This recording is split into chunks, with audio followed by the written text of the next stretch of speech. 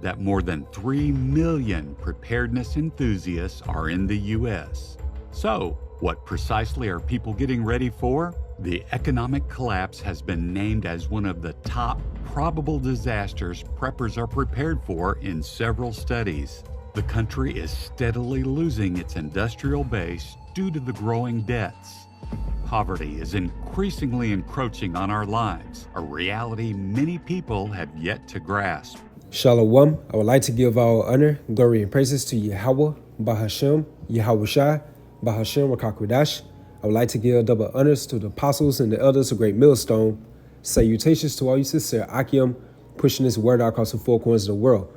Just another news update through the spirit, the power, and the vibration of Yahweh, Bahashem, Yahushai. And I have an article from newstarget.com, and the title says, "More people are disaster prepping these days than perhaps ever before," says the Wall Street Journal. And this article was published on October the 23rd, 2023. And it says, the social and political landscape in the U.S. is seeing dramatic changes, particularly with regards to prepping. And prepping, and more so within this sense, disaster prepping, which goes into the practice of making active preparations for a possible catastrophic disaster or emergency. And that's usually by stockpiling food, ammunition, and other supplies.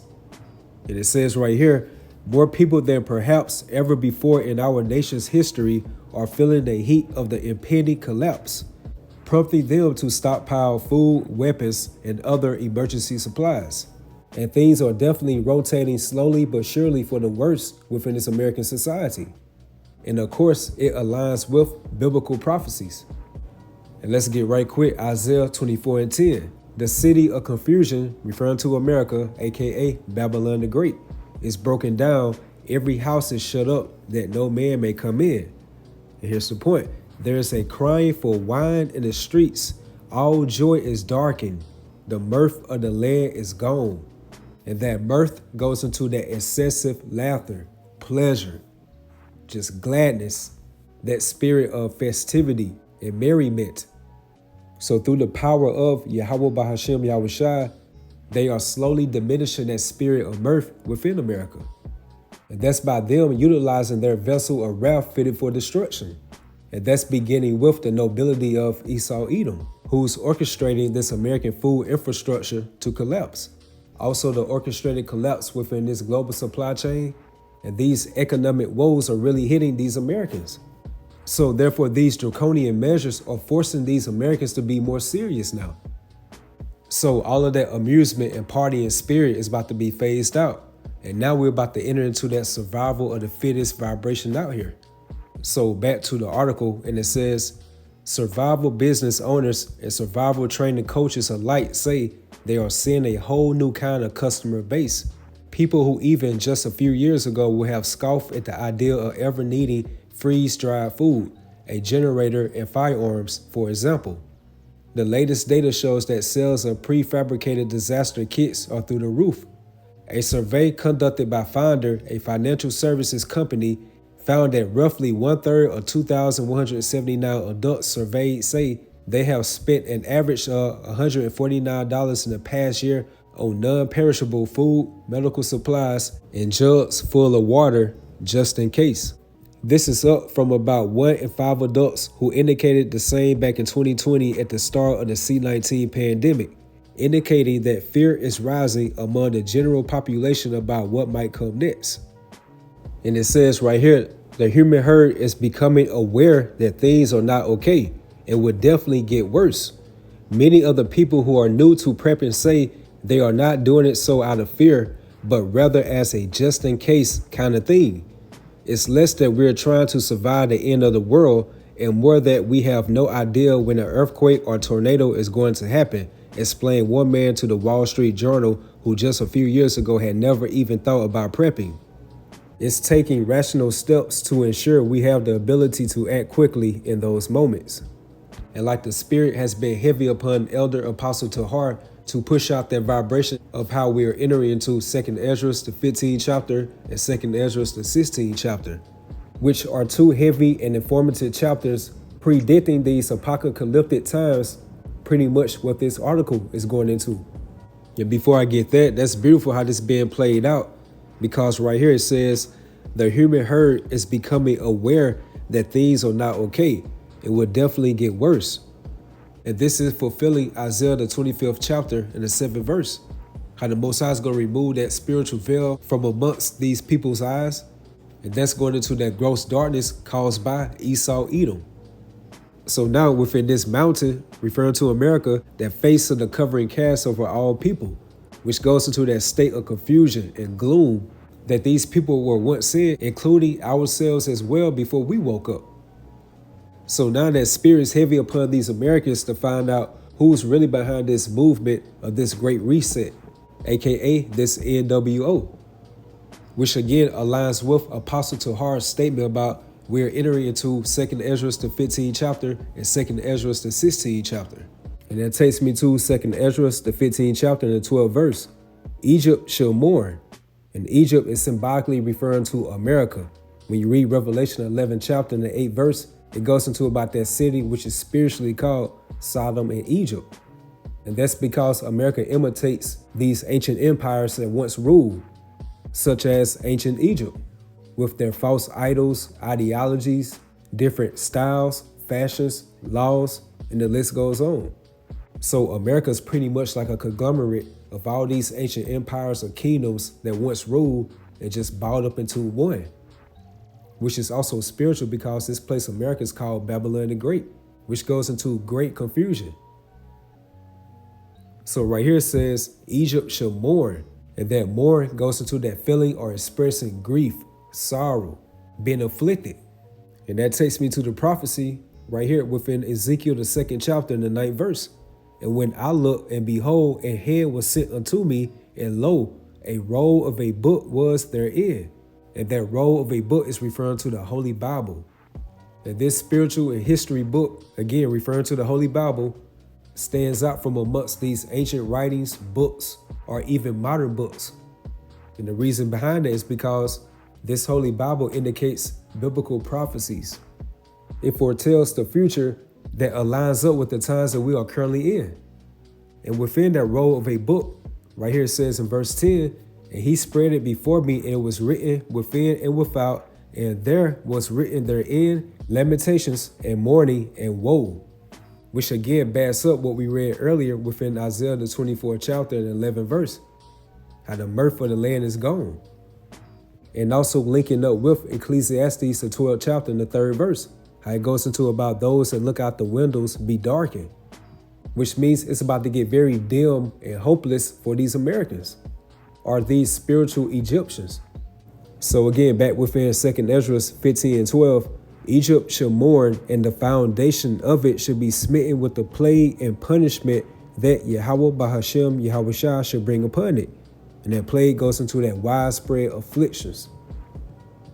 Yahweh, while Yahushua already causing great distress upon these Americans concerning this economic inflation, which is causing a lot of these Americans to come to their senses and to be aware that something is not right here. Verse 13, they that till the ground shall mourn, and that's going into these farmers. For their seed shall fail through the blasting in hell, and with a fearful constellation. Woe to the world and them that dwell therein. Again, we just read within Ezekiel the 2nd chapter, the 9th and 10th verse, within that roll of a book, lamentations, mourning, and woe. So right here within 2nd Esdras 15 and 14, woe to the world and them that dwell therein.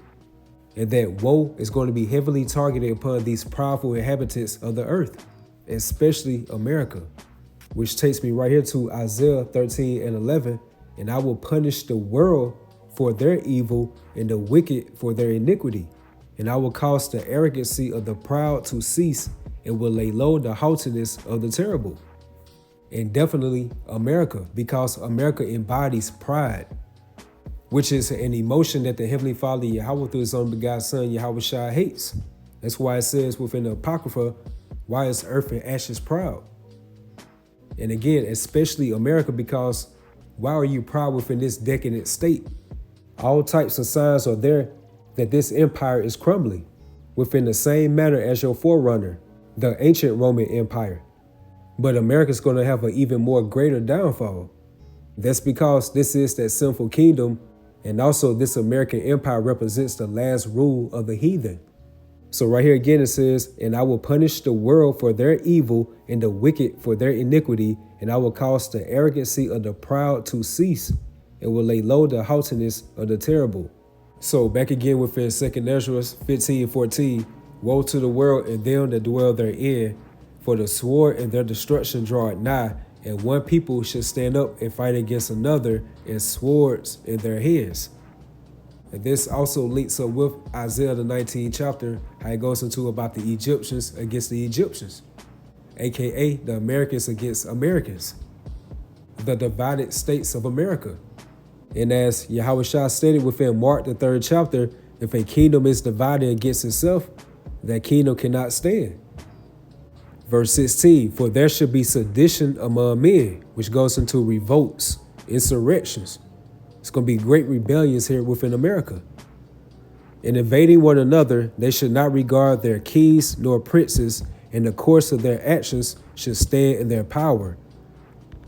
And when I was reading this article earlier, just to get to the point, according to John Ramey, the founder of a self-reliance training website called The Prepared, his audience as of late includes all sorts of demographics and political persuasions. People are becoming more and more aware of the problems in the world and how fallible these are. And that word fallible means liable to mislead or cause mistakes. So to bring that point home, he says people are becoming more and more aware of the problems in the world and how fallible these are. Rami, who lives in Boulder, Colorado, says. And with that being said, a lot of people are finding out who are engineering these draconian measures upon the earth. And you can just watch a regular video on YouTube going into about the U.S. economy, something concerning Trump or Biden, just pretty much anything dealing with the financial markets within America. You will always see names on the comment boards, people calling out Klaus Schwab, either Bill Gates, the Rothschilds, the Rockefellers, and the list goes on. So again, right here it says, for there should be sedition among men, and invading one another, they should not regard their kings nor princes, and the course of their actions should stand in their power. So of course, these Americans not going to be able to get their hands upon these power figures like the Rothschilds, the Rockefellers, Klaus Schwab, Henry Kissinger, the list goes on. However, they will get their hands upon these local politicians who are in league with the nobility of Esau Edom. Like maybe these different senators, governors, mayors, these different lawmakers. Verse 17, a man should desire to go into a city and should not be able. And it's very interesting on how they're developing these smart cities nowadays, which is soon leading into the implementation of the MOTB, the micro C-HIP. And when all hell is broke loose within this society, they're going to establish martial law checkpoints. The only means that you can be able to function within this society, you have to have that MOTB. And this is like the climax for the nobility of Esau Edom and also their counterparts, where they want to cause all, both small and great and rich and poor. Verse 18, for because of their pride, the city should be troubled. And that trouble goes into that state of conflict or disturbance, where all of this is going to lead into civil unrest or civil disorder. And it says the houses should be destroyed and men should be afraid.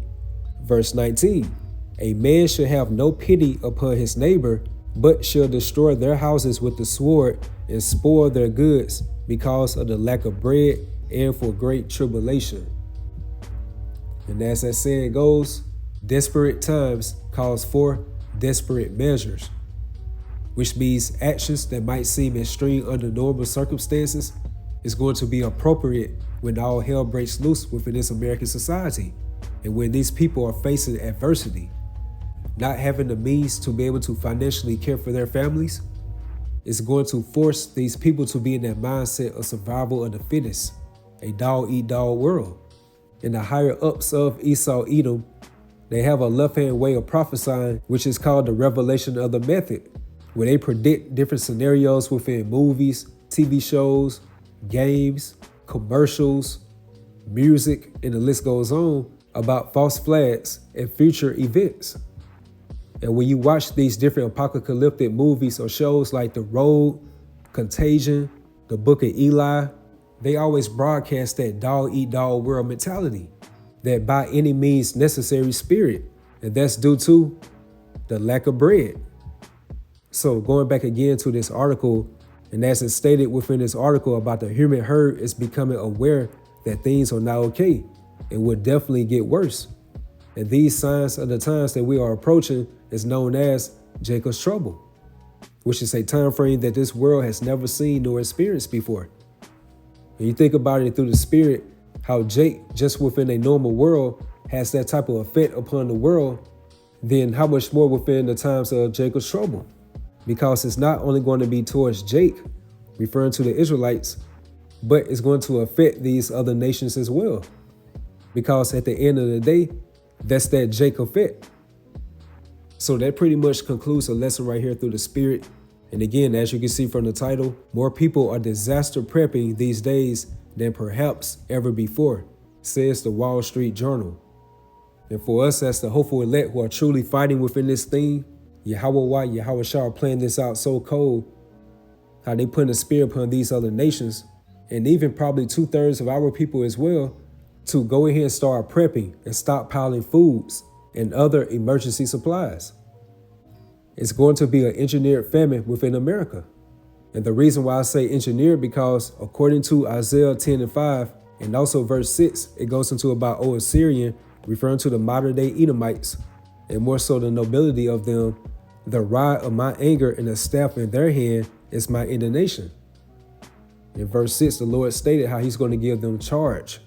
So therefore, it's going to be an engineered famine within America. So like I stated earlier, Yahweh Bahashem, Yahweh Shah playing this spiritual chess out beautifully by placing that prepping spear upon these modern Egyptians. And according to Isaiah 65:13, it stated how the Lord's servants are going to eat and how they should drink. So some way, somehow, miraculously, Yahweh Bahashem, Yahweh Shah is going to play that out into the hands of the hopeful elect of the nation of Israel. So we just have to do our part by being steadfast within the faith. And I definitely believe Yahweh Bahashem, Yahweh Shah is going to look out for us. Baratazah. So with that, hopefully you all was edified, you all stay strong, keep pushing forward. Shalom.